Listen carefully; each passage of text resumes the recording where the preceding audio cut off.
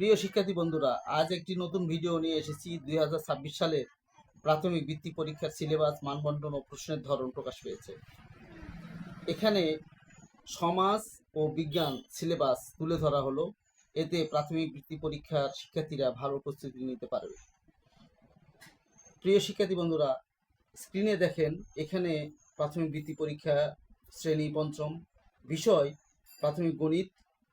প্রাথমিক বিজ্ঞান এবং বাংলাদেশ ও বিশ্ব পরিচয়, অর্থাৎ সমাজ ও বিজ্ঞান মিলা 100 মার্ক। বলে রাখা ভালো, বাংলা 100, গণিত 100, ইংরেজি 100 আর সমাজ বিজ্ঞান মিলা 100। এই দিয়ে 400 মধ্যে পরীক্ষা হবে।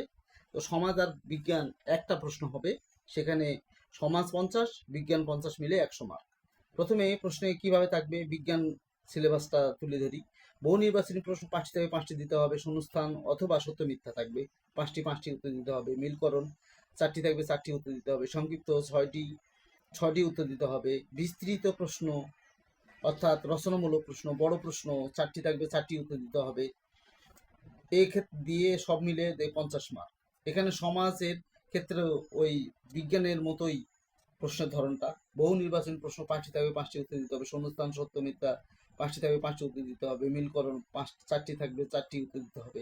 সংক্ষিপ্ত 6টি প্রশ্ন থাকবে, 6টি উত্তর দিতে হবে। বিস্তৃত উত্তর প্রশ্ন অর্থাৎ বড় প্রশ্ন 4টি থাকবে, 4টি উত্তর দিতে হবে।